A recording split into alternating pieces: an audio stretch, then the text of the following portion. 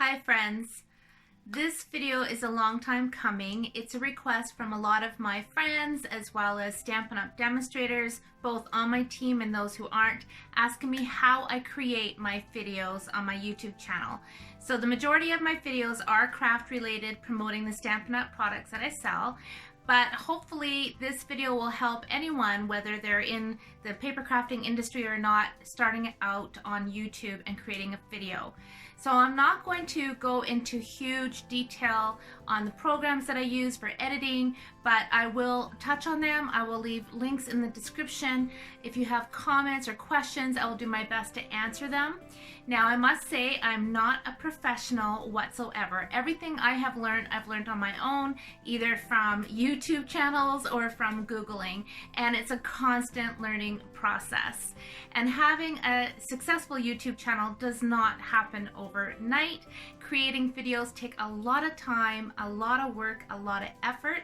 You need to know why you want to create videos, and I will tell you right now that for me, having a passion and sharing my love of rubber stamping and paper crafting with others, and also I do love the editing process of creating videos, you need to have that passion and that love for what you're doing to really do well at this and to constantly try to learn and improve, which I'm always trying to do.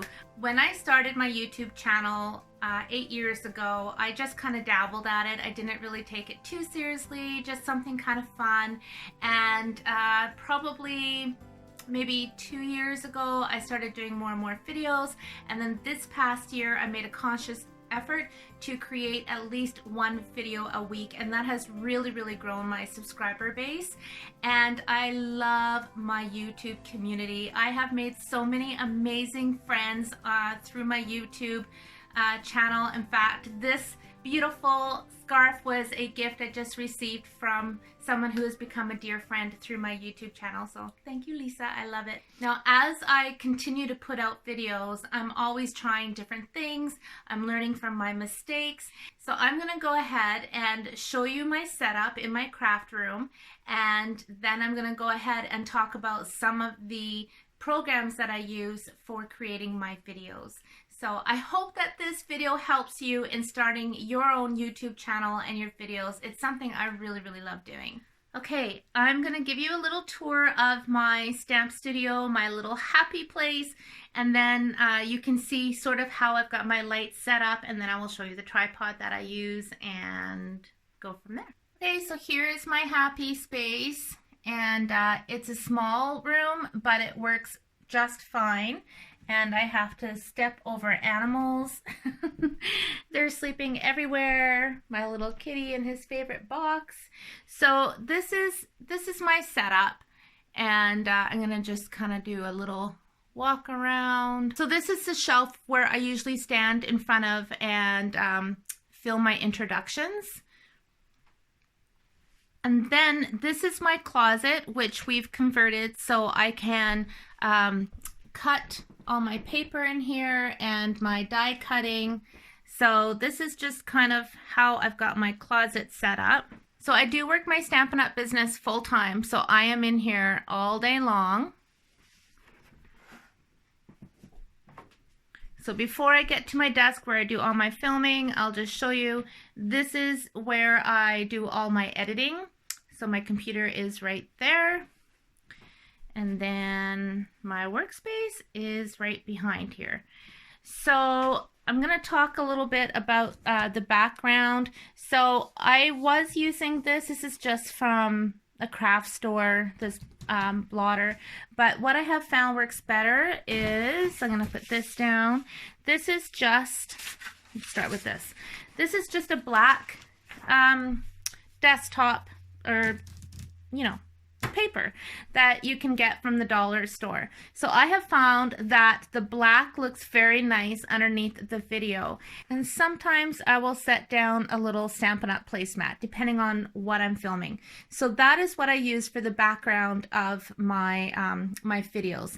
Now I'm going to talk about lighting for a moment. So I have just one of these lights here. This is just from IKEA. It's older than the hills, But do you see this big long light, this strip light? This was something my honey just got for me. He got it from a friend. He has some extra lights that he had gotten for his garage. He bought them online. I'm not sure where, but if you're interested, I will let you know. But it was like $6, and that's Canadian, of course. It's super, super light. So my guy just, let me back up so you can see. He just made a pole so that it goes across and it's adjustable. So I've got all the adjustments there. So it can go right across when I'm filming. So it has worked out really, really well for me. We were thinking about putting it on the ceiling, but it's just a little bit too far away. Now, I do use my Android phone for filming. And this particular phone gets a lot of shadows. So if I have the light set up incorrectly, I'll get rolling shadows when I'm filming. And that's just, I think, the camera I'm using. I've done a lot of research and haven't quite figured it out why it does that. But this light has been really, really awesome. And you can see as I'm moving the camera how the light is changing. That's because I've got the natural window there. So you really need to play around when you're filming to make sure that you've got good lighting. So I'm going to show you the difference of turning off that big bar light. And that is just my regular ceiling light and the little light that I have from IKEA. So it's going to be a little bit shaded, as you can see. So it's good to have maybe a couple of extra lights around when you're filming. Now let me show you the tripod. So this is the tripod that I use. Now I just picked this up from an office supply store. It's not very expensive. It says it's a Falbon X Video, not an expensive tripod whatsoever. But what I love about it is it's adjustable, so I can have the legs come out to make it as tall as I need or to keep it short. So let me just show you the attachment that I have. This is just from Amazon and I love it because it is adjustable and my phone fits in here easily. Now you can use a camera as well. I used to use a little Canon for years, but now I'm just using my phone. So I just put my phone in here, and then this is something also that my guy welded up for me so that it's not flush with the top of the tripod. I can actually have it extend a little bit. So this is my setup when I'm filming, and you can see that I've got this coming across instead of straight up. This way I can put my phone right in here and it's right over top where I'm working. So this is what it would look like if I were demonstrating a card. So as if my phone were in my tripod right now, this is what it would look like. And then I could just zoom in as I need to, and then just go ahead and film my demonstration of the project or card that I'm creating. So once I finish filming my tutorial, I just take my phone out of that tripod and I just spin around and I upload it to my computer and do all my editing and get it ready to put it on my YouTube channel. Right, now that I have shown you my setup, I'm going to talk to you a little bit about my editing process. Now, first thing I need to tell you is I live in a rural area. We do not have the greatest internet whatsoever.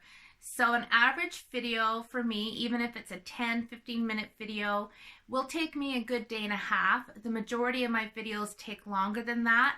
What I need to do is I film in the morning, I edit in the afternoon, then I save my finished video to my computer, and then I need to compress it, and I use a program called Handbrake, and I'll talk to you about that in a minute. But compressing the video means you're making the size of your video smaller so that it doesn't take as much time to upload to YouTube, but the quality is still there. I have to compress my videos because my internet is so long. If I didn't, it would take hours and hours and hours to upload on YouTube. And my compressing takes an hour to 2 hours just on my computer. And then normally to upload to YouTube, I have to do it overnight when I go to sleep, because otherwise we can't use our internet or our phones or even watch Netflix or anything when it's uploading. So I usually upload to YouTube at nighttime when I'm sleeping. Compressing my videos usually saves me at least 4 hours in uploading time to YouTube. Now, this is not going to be the same for everybody. I have Stampin' Up! Demonstrators who can upload a video to YouTube in 15 minutes, which I would so love that, but there's no way I can do that where I live. So all of those types of things will depend on where you live and what kind of internet connection you have. Now, I have a folder on my desktop and I've just titled it New Projects. So every time I create a video or I've taken photos for my blog or my video or whatever it is, I just transfer it all from my phone and I transfer it to my new projects folder. So everything's in that one spot. To edit, I use an old version of the Windows Movie Maker. I think it's Windows version 7, so it's really old. It's nothing fancy whatsoever, but it works for me. Now, my computer is a Windows 10, so when I bought my new computer and I seen that it had a different version of the Movie Maker and I didn't really care for it, and I really didn't want to learn a whole new program when what I was using was working for me. So my computer guy put the original Windows Movie Maker 7 back on my computer, and that is what I use. I don't need a whole lot of bells and whistles. I don't need a whole lot of fancy editing programs. I just need something that works for splitting, saving, maybe adding some music, and just creating the best video that I can. So for me, Windows Movie Maker 7 is what I use, and I'm really happy with it. There are all kinds of editing programs out there.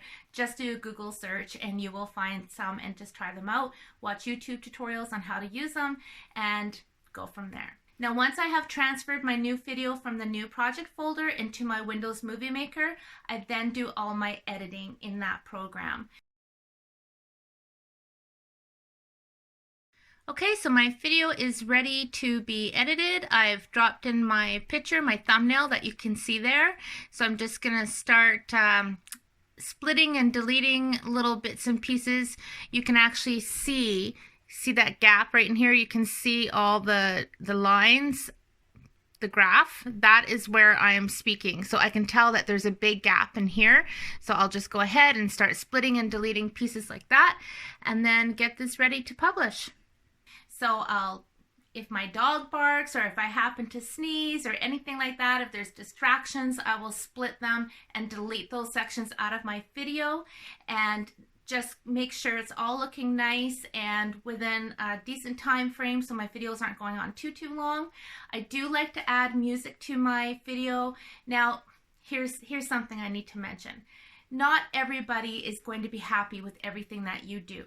Creating a YouTube channel is not for the faint of heart because you will be judged, you will be criticized. No matter who you are or how perfect your video may be, there's always going to be thumbs down and negative Nellies. You need to let that roll off your back because it's not to be taken personally. They are just keyboard warriors, and there's just people out there that aren't happy and they're going to do that kind of negativity on your channel. So sometimes I'll leave the comments, sometimes I'll just block the person if they're really rude. I don't need them in my little happy YouTube world.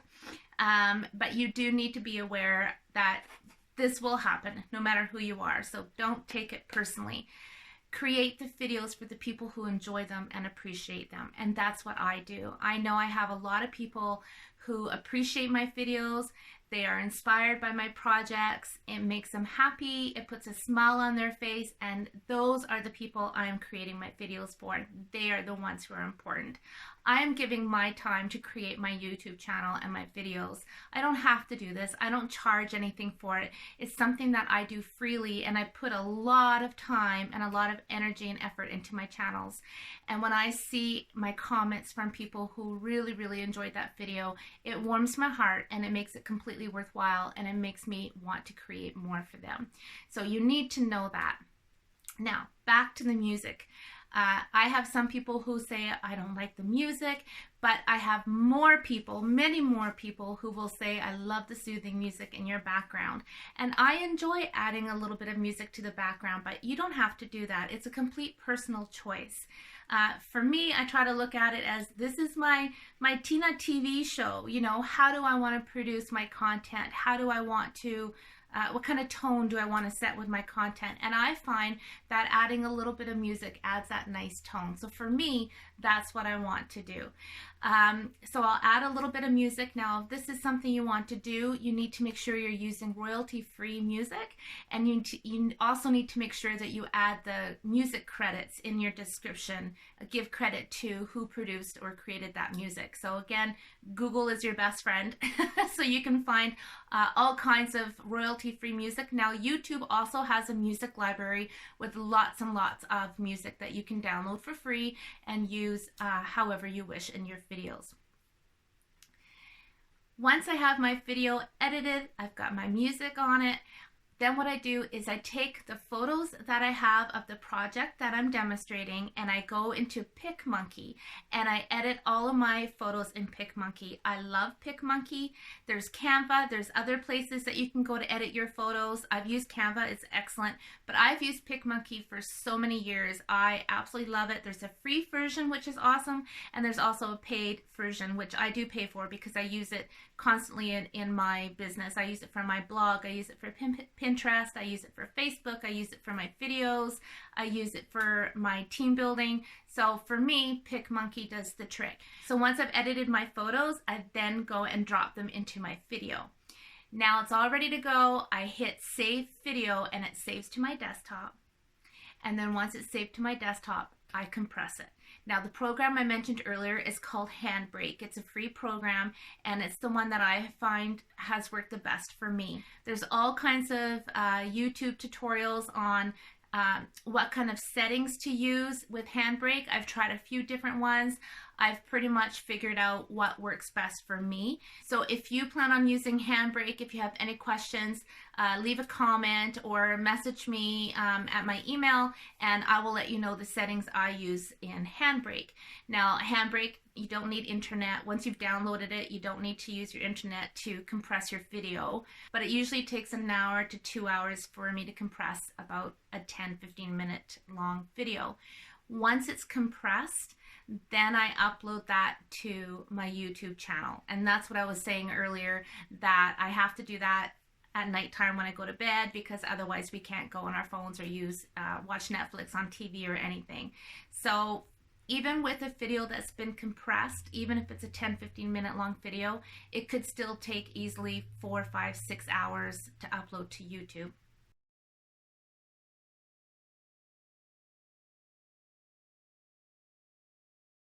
Once my video is uploaded to YouTube, I then go in and enter all my information and my links and my music credits. I then enter in my tags, and tags are keywords that people use when they're searching for things on YouTube. So if I'm doing a project that features our Stampin' Blend markers, I'll just put Stampin' Blend markers into one of my tags.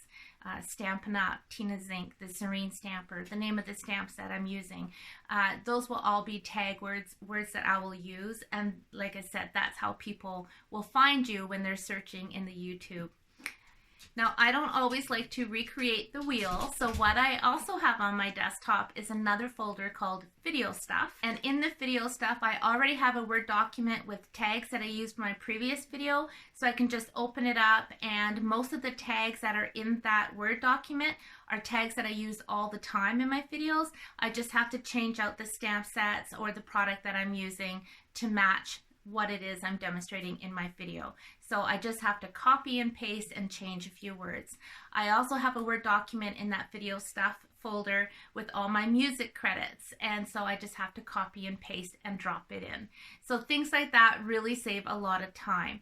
In that same folder, I have graphics. So in that graphics folder, I'll have graphics that I've created in PicMonkey, my collage, like the ones that you see at the beginning of my video where it'll say the Serene stamper, and it'll say open book easel card, and then it'll have my picture. So I have templates that I've already created, so I can just drag and drop when I'm in my PicMonkey to create those collages or photos that I use in my videos. So everything that pertains to how I create a video is in that folder on my desktop. So I'm not spending more time than I need to create these things for my newest video. Hopefully that makes sense. Then hopefully I've got everything set up on my YouTube. I can then go ahead and add my little subscription, add a couple more videos so that people might want to stay and keep watching more of my videos. And then I hit the publish button and it's live. And then I hope for the best and hope that people are going to enjoy what I just created. But it's definitely a labor of love for sure. And every now and then I venture off and I might do a little cooking video or a little video of my travels back home on Vancouver Island. You know, some of those things are a bit more out of my comfort zone, but it shares a little bit about me and my life with others, and I think it helps build a connection and a relationship with my viewers. A couple more things I want to mention. When you start doing your videos, I encourage you to just be yourself. Be your authentic self. Don't try to compare yourself to others. One of my favorite sayings is comparison is the thief of joy. Just be yourself. We're not going to appeal to everybody. We're not going to be everybody's cup of tea, and that's okay. But there's going to be people out there that are going to gravitate towards you. They're going to love your energy. They're going to love your style. And what someone might not care for with my video, they might really love on your video. So just be you. And the other thing is just be relaxed when you're doing your video. When I'm doing my video, even this one, I'm pretending I'm just talking to a friend. I pretend that I have a friend in my room that I'm speaking to. Even when I'm creating a video demonstration, I just imagine that there's a friend of mine in the room that I'm sharing this project with, and I'm explaining to them how to create it. And then I'm not tripping up so much on my words. I'm not being so self-conscious of what I'm saying.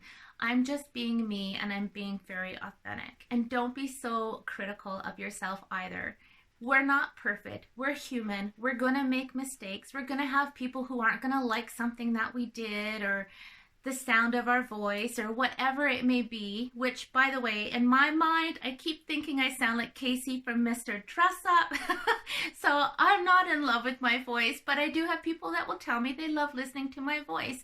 We have to learn to not be so self-critical and just enjoy sharing what it is you want to share with others with your videos and your YouTube channel. I hope I've answered your questions, and I'm sure you are going to have some questions, so feel free to leave comments below, or you can email me and I will do my best to answer your questions. Again, Google is your best friend. I have learned the majority of everything with my YouTube channel by Googling and YouTube and researching, and also just from learning from others and talking to others, and when I've gone to conventions or leadership conferences, talking to other demonstrators who have successful YouTube channels. So over the years, I've just learned as much as I could, and I'm hoping that this video is sort of a pay it forward, and hopefully I can help you start your journey with your YouTube channel and your video making, and I hope you have a lot of fun with it. There you go, guys. A very informal video. I'm trying to share whatever I can to help those of you who want to start filming, or maybe have already started dabbling with your videos and want to build a YouTube channel. So hopefully I have helped in some way, and like I said, I will do my best to answer any questions and comments down below. Thanks for watching. Have a great day, and I'll talk to you soon.